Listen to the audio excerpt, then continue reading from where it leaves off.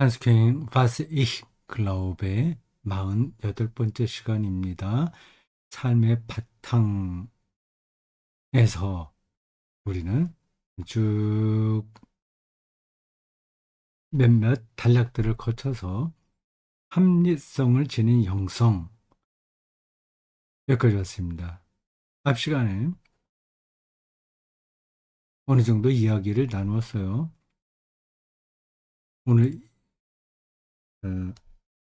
166쪽 여기서 이어집니다. 합리성을 지닌 형성. 형성하면 뭔가 합리적이지 않은 것을 믿을 수 있는 음, 태도처럼 생각이 되잖아요. 그렇지 않습니다. 헌스킹은 이 합리성을 계속 밀고 나갑니다.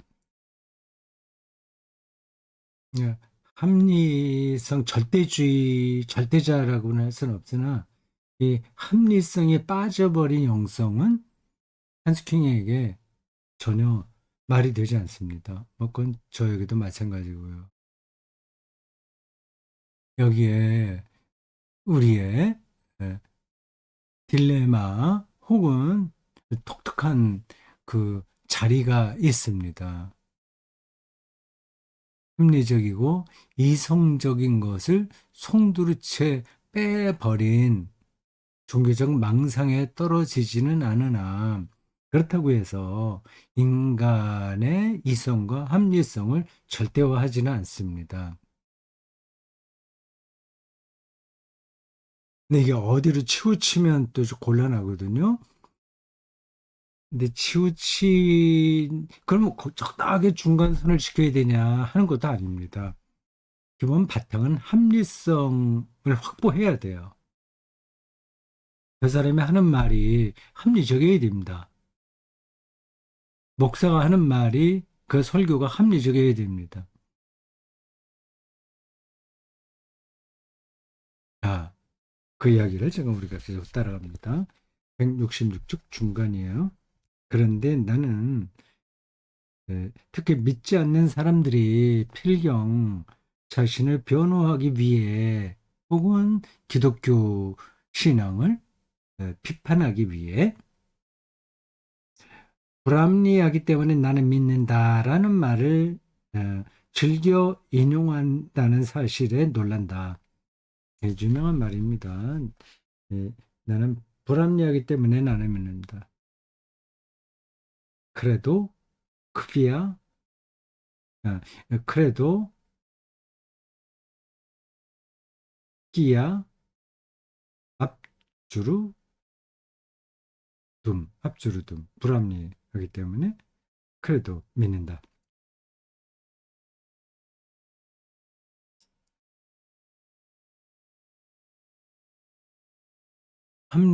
불합리하기 때문에 믿는다. 이, 이런 얘기도 있는데요. 나는 이해하기 위해서 믿는다. 안셀름이 한 얘기겠죠. 믿기 위해서 나는 이해한다. 그런 말도 있고요. 이러한 아포리즘들이, 경구들이 까다가면 오해하기 쉽습니다. 잘 사용해야 돼요. 근데 기독교를 비판하기 위해서 사람들이 불합리하기 때문에 나는 믿는다라고 기독교인들이 말하는 거를 인용하고 있는 거죠. 그러니까 기독교는 불합리하다. 그 주장이죠. 이 말은 흔히 주장하듯 위대한 교회 스승 아우구스티누스에게서 유래하는 게 아니다. 라틴 신학의 개척자인 법률가 터툴리아누스에게 소급된다. 유명한 아, 초기에 기독교 초기에 신학자 교부였죠. 터툴리아누스. 그렇지 않다. 나는 신앙의 문제들과 관련하여 나의 이성을 차단할 수 없고 차단하고자 하지도 않는다. 불합리하면 안 된다는 거죠. 비계명, 비계몽, 미숙, 어리석음, 반동 같은 불합리한 모든 것은 나에게 낯설다. 반동은 어떤 변화를 반대하는 거예요. 반동문자 이런 표현 때문에 조금 이상한 단어로 생각하는데 그렇지 않습니다. 이 역동적인 변화를 반대하니까 수구적인 거죠. 그걸 반동이라고 얘기합니다. 물론 온갖 유사 종교적인 집단 히스테리, 인류 역사에 그런 거 많이 일어났습니다. 또는 아예 국제적 히스테리, 음, 괄호 열고 예컨대 대중 매체들이 퍼나르는 아름다운 왕자비의 비극적 교통사고, 그 영국 왕 아, 왕세자비가 누구죠? 이름 잊어버렸네. 그 거의 평민 계급에 속한 여자로서 왕세자비가 된 그 분이 있습니다. 교통사고로 죽었어요. 40대 중반인가? 40대 초인가? 아니면 30대인가? 스캔들 투성이 팝스타의 갑작스러운 죽음. 한 교황의 공식적 사망을 둘러싼 이런 어, 어, 국제적인 히스테리. 완전히 열광하면서 그걸 보도하잖아요. 거기다가 그 어, 별로 근거 없는 이야기까지 막 붙여서 쏟아내는 그 선정전 뉴스들 있지 않습니까? 이거 황색 잡지라고 하는 그런 것들은 난 거리가 멀다. 그 합리적이지 않은 것하고는 거리가 멀다는 얘기입니다. 아무튼 나는 종교 비판자들보다 덜 비판적이지 않다. 종교를 비판하는 사람보다 내가 기독교를 이제 덜 비판하는 게 아니다. 사실 비판적 합리주의자들은 나에게 더 비판적이어야 했고, 무비판적인 교조주의자들은 물론 더욱더 비판적이어야 했다. 이게 무슨 뜻인지는 딱 와닿지 않네요. 지나갑시다. 그러나 절대화된 이성, 정의 합리적인 거를 바탕에 둔다고 한 거예요. 그러나 절대화된 이성 절대주의, 이데올로기적 합리주의, 그 자기가 합리적으로 생각하는 것만 절대적으로 절대다라고 생각하는 거를 이데올로기적 합리주의라고 하는 이데올로기가 된 거예요. 이데아가 돼버린 거예요. 무조건건 옳은 거예요. 신학적 교조주의와 유사하게 하나의 미신이 될 수 있다. 네, 맞습니다. 히틀러가 굉장히 예, 감정적인 사람으로 비춰지긴 하지만 대단히 이상적인 거예요. 이상적인 판단으로 게르만 민족의 우수성을 드러내려고 했었던 거죠. 근데 수단 방법 가리지 않은 거예요. 그리고 그 주변에서 그런 일에 그 부와 내동한 사람들이 많이 있습니다. 교수들도 많이 있고요. 우리나라 근대사, 현대사에서도 그런 일이 많이 있었습니다. 박정희 시대 때뭐 국민교육 헌장인가 뭐 그런 걸 만들어내는 학자들이라든지 유신 헌법을 만든 그 전문가들 다 이성적이고 합리적이잖아요. 그런데 그 이성이 음, 도구로 사용돼서 잘못 쓰이는 겁니다. 이게 모든 게 도구화되는 거예요. 그러니까 그 사람이 문제인 거예요. 사람이 잘못됐으면 이성이고 뭐고 합리성이고도 없어요. 자기 기준으로 그거를 막 어, 사용하는 겁니다. 그럼 이제 인류 역사가 파탄이 나는 거죠. 그런 일들이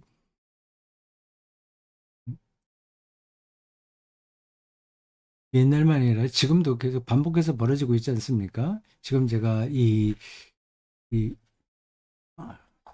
강독을 녹화하는 시간이 12월 25일 성탄절입니다. 오늘 성탄절 예배드리고 시간이 오후에 많이 남아서 지금 요걸 하고 있어요. 이게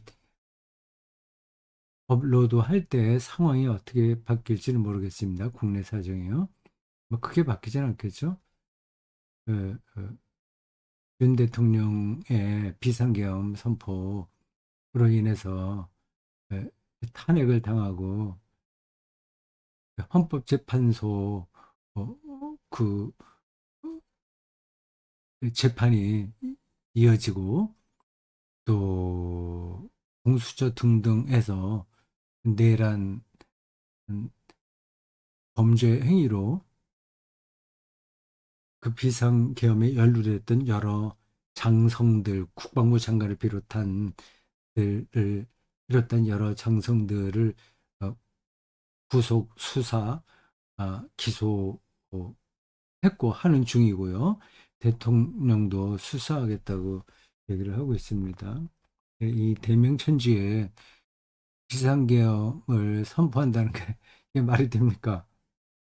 옳고 그름을 떠나서 이게 도대체 제정신으로 이게 가능한 거예요. 이거 그날 밤 생생하게 누구나 기억하는데 이건 완전히 가짜 뉴스다.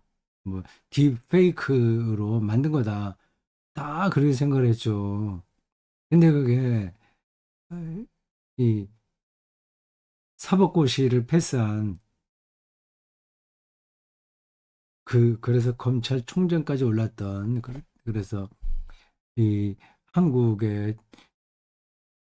이상하게 돌아가는 정치 상황 속에서 운 좋게 대통령이 된 그 사람의 머리에서 나왔고 또 머리와 신체가 뛰어난 사람들이 들어가는 에, 육군사관학교 출신들의 머리에서 나왔다는 거 아니겠습니까? 그들이 이성적인 사람이에요. 합리적인 사람이에요. 근데 그런 일을 하는 겁니다. 그러니까 그건 상상이 안 되는 거죠. 초등학교만 나왔다고 하더라도 이게 지금 가능하지 않고 말도 안 된다고 하는 것 다 알 텐데요. 그게 인간이 이게 잘 안 되는 겁니다. 그만큼 인간의 이성은 제한적인 겁니다. 그걸 절대화하게 되면 문제가 많이 벌어지게 되죠. 어쨌든 나는 진퇴양난의 합리주의자들이나 마비된 교조주의자들과는 토론하고 싶은 마음이 거의 없다. 그러니까 무오류성을 주장하는 사람들이 교주주의자들인 거예요. 마비된 교주주의자들. 봐라, 우리 가톨릭 역사에서 이런 일이 있었는데, 그래서 교황의 권한은 무료하다는 게 분명하지 않냐. 역사에서 증명이 됐다. 이 문서를 봐라, 이걸 봐라. 그렇게 그걸 들고 들어오는 사람들하고는 대화가 안 되니까요. 나는 이 두 부류의 사람들, 이성과 미신을 어, 미신처럼 따르는 그런 사람들과 교주주의자들 논쟁 중에서 나의 견해를 단지 정확히 재현하는 능력도 없다는 것을 여러 번 확인했다. 이게 알아듣지 못하니까 안 되는 겁니다. 그런 경우 그들의 이성은 격정에 의해서 흐려진다. 격정. 네, 네, 인간의 합리성과 이성이 우리 기독교 신앙의 바탕으로 자리를 잡아야 하나 그것을 절대화하게 되면 또 그것마저도 미신으로 떨어진다. 또 격정에 사로잡혀서 올바른 판단을 내리지 못한다는 겁니다. 그런 일들이 인류 역사에서 반복되었어요. 그렇게 인류 역사의 큰 사건 만이 아니라 우리 일상에서도 그런 일들이 제법 벌어질 거래요. 아, 저 사람은 정말 이성적인 사람인 것 같은데 합리적이고 저런 사람이 저런 행동을 했단 말이야. 이해가 안 되는 게 많이 있지 않습니까? 그런데 물론 나 역시 모든 인간 인격과 마찬가지로 이성과 합리성만이 아니라 느낌, 의욕, 상상, 기분, 정서, 열정으로도 이루어져 있다. 네, 그 이제 통합적인 거예요. 한 인격은. 여러 가지 요소들이 우리를 이루고 있습니다. 기분, 그냥 보통 평범하게 얘기해서 그 기분, 이런 것도 그 사람 내 구성 요소인 거예요. 기분이 나쁘면 이성도 이상하게 사용됩니다. 나는 가능한 한 사상들에 대한 통전적 관점을 지니고자 의식적으로 애쓴다. 사상. 어떤 사태를 가리켜요. 여러 가지 드러난 일들, 사상, 드러난 일들에 대한 통전적 관점이, 통전적이라는 단어가 나오면 좀 답답하죠. 아주 알듯 말듯 한단 말이에요. 앞에서도 한번 나왔어요. 민중성, 뭐, 어, 그 종교 변화할 때 그 특징을, 철학과 다르게 드러나는 특징을 민중성, 그다음에 계속성인가, 역사성인가, 통정성, 뭐 등등, 그중에 하나가 통전성이에요. 통합적이라고 생각하면 됩니다. 통합적이다. 네, 단순히 어떤 걸 통합한다는 게 아니라 그 서로 여러 가지 것들이 변증법적으로 서로 맞물려서 어, 관통되는 어떤 어, 힘, 어떤 사건, 뭐 그런 것을 가리켜서 통중성, 이렇게 얘기를 합니다. 이제 우리 말에는 잘 쓰이지 않는 거죠. 대충 저런 뜻이다 이렇게 생각하시면 되겠습니다. 그러니까 전체를 아우르는 관점을 나는 의식적으로 생각하려고 하는데, 한 인간을 볼 때 저 사람이 이성적인가 아닌가, 그것만이 아니라 저 사람의 정서가 안정적인가 아닌가, 음, 뭐 두루두루 그러한 인간 전체를 여러 요소들의 집합일 뿐만 아니라 그 서로 작용해서 일으키는 이제 역동적 인격으로 본다는 거죠. 인간이 그렇게 단순한 게 아닙니다. 예. 똑똑한 것 같은데 헛똑똑이라는 말도 있지 않습니까? 나는 방법론적으로 명징한 사유를 근대 철학의 창시자 르네 데카르트의 기하학의 정신을 배웠다. 그러나 동시에 직관적 통전적 인식, 그런 앞뒤가 딱딱 들어맞는 논리성, 그 기하학이에요. 기하학은 정말 모두가 딱딱 들어맞잖아요. 그것만이 아니라 직관적이고 통전적 느낌. 어떤 사람을 딱 봤을 때 직관적으로 느낌이 있잖아요. 아주 분석하기 전에 오는 몇 마디 대화하다 보면 전달되는 게 있지 않습니까? 감정적 파악, 감지를 위해 데카르트와 대척점에 있는 역시 탁월한 수학자였던 블레즈 파스칼의 미묘함의 정신을 지니려고 애쓴다. 두 가지가 대비되고 있어요. 하나는 기하, 어, 학적 정신, 기하학의 정신.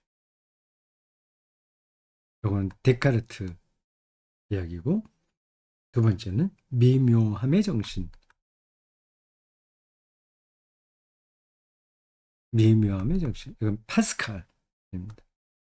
예, 일전 설교 중에서 그 파스칼의 그 유명한 경구를 인용했습니다. 클레오파트라의 코가 약간만 낮았어도 유럽과 근동의 인류 역사가 달라졌을 것이다 얘기해요. 그건 이제 기하학의 정신은 아니거든요. 미묘함의 정신입니다. 그, 로마 그 기원전 몇 년인가 그때 그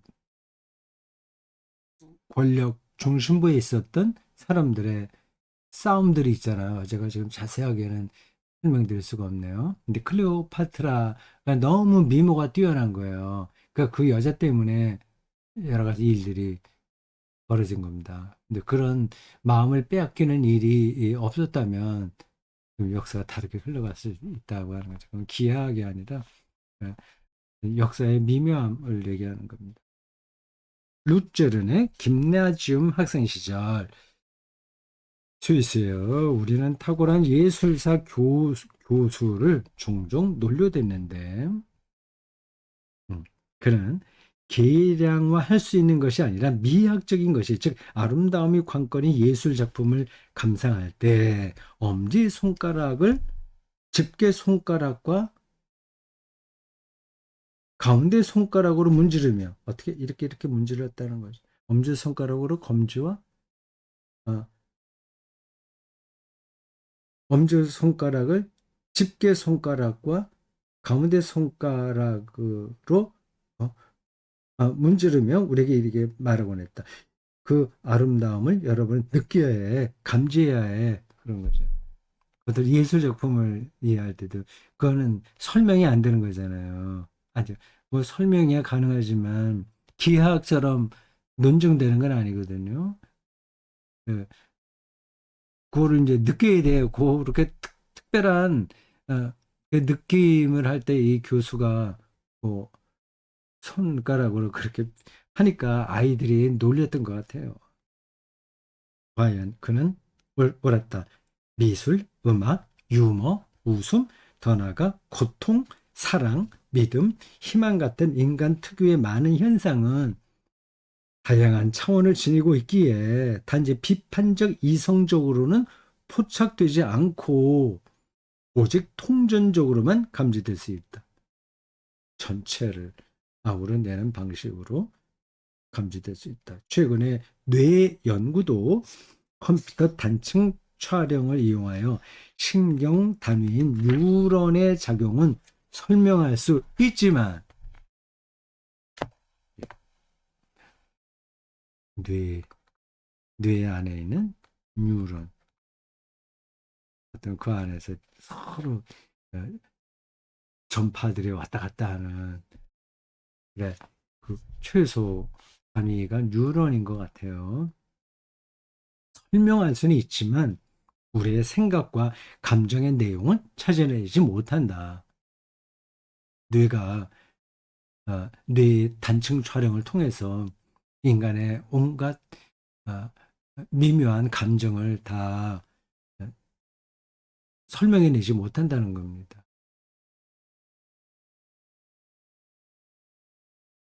젊은 교수 시절부터 나는 다른 학과의 저명한 학자들과 서로의 전문 지식을 교환하는 일에 매료되었다.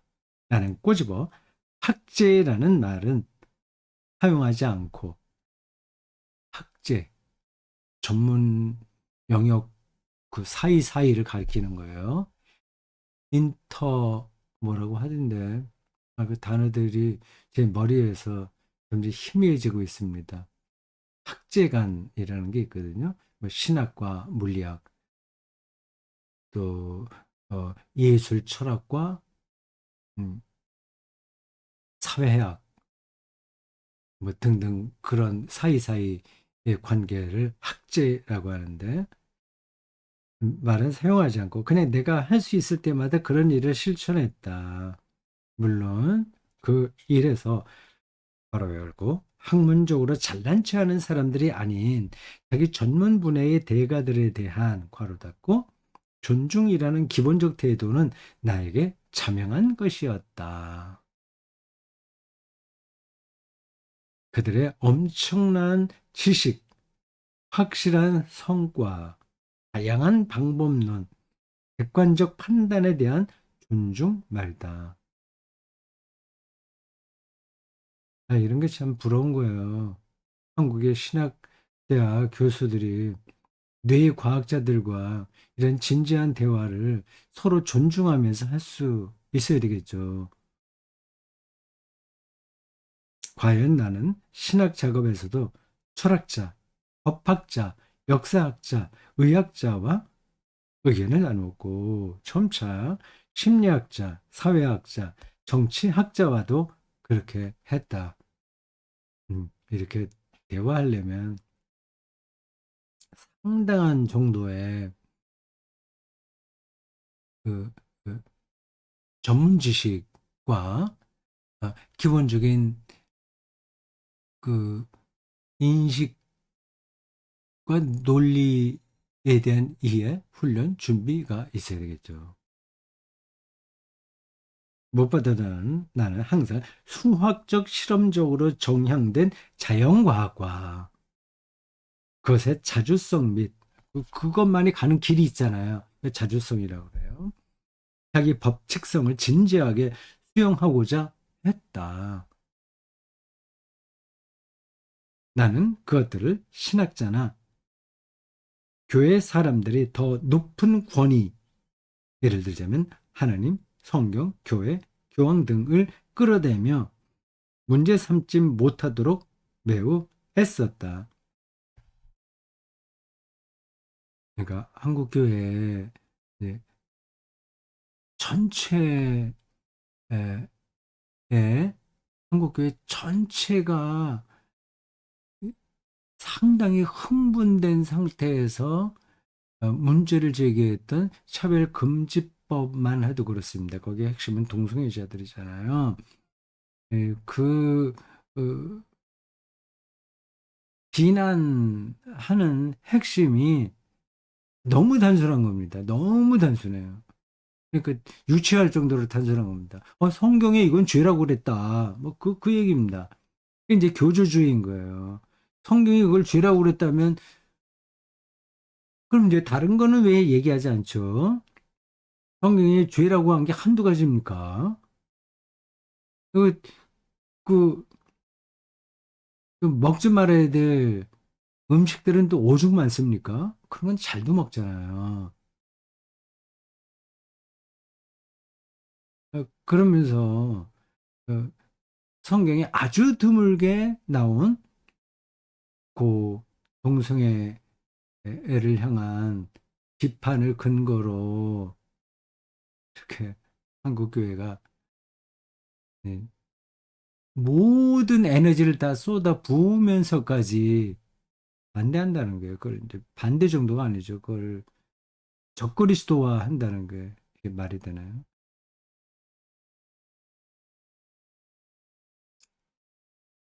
그러나 나에게 마찬가지로 중요한 사실은 다음이다.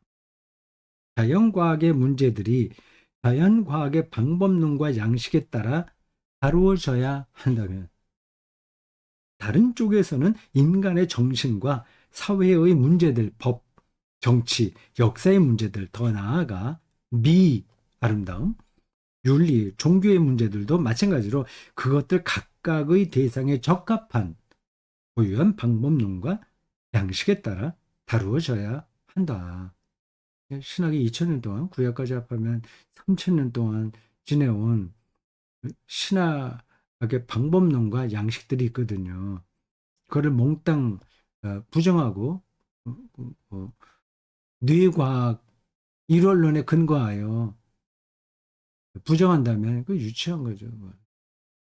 각각의 방법론과 양식을 소중하게 또 존중해야 된다. 그건 뭐 맞습니다. 좀 학문을 깊이 있게 한 사람들은 다 이건 동의하는 바예요. 그게 안 된 사람은 자기가 알고 있는 게 모든 것이냐 자기 기준에서 다른 것들을 매도하는 거죠. 우리는 오늘날 인문학에서도 점점 더 현상, 절차, 경과, 구조에 대한 분석에 신경을 쓰는데 매우 마땅하다고 하겠다. 여기서 우리는 궁극적인 또는 제1의 의미, 가치, 이상, 규범, 입장에 대한 정당한 학문적 물음도 존재한다는 것을 잊어서는 안 된다. 그걸 이제 신학이 그걸 붙들려고 하는 거죠. 이 물음들은 대답을 고대하고 있다.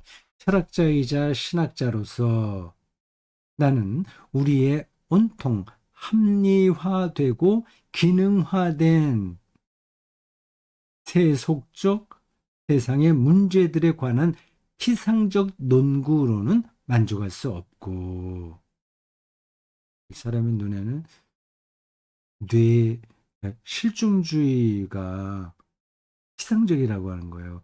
그 메커니즘 속에만 머물러 있으니까 피상적인 거죠. 교회에, 한국 교회에 돌아가는 메커니즘이지 않습니까? 거기에만 딱 매몰되어 있으면 그건 피상적인 거예요. 그런 거를 만족할 수 없고 오히려 심층 차원으로 돌파에 들어가려 노력해야 된다. 그렇지 않고 어찌 삶의 바탕에 대한 물음의 대답을 찾아 얻을 수 있으랴. 맞는 얘기죠. 자, 48강 여기까지입니다.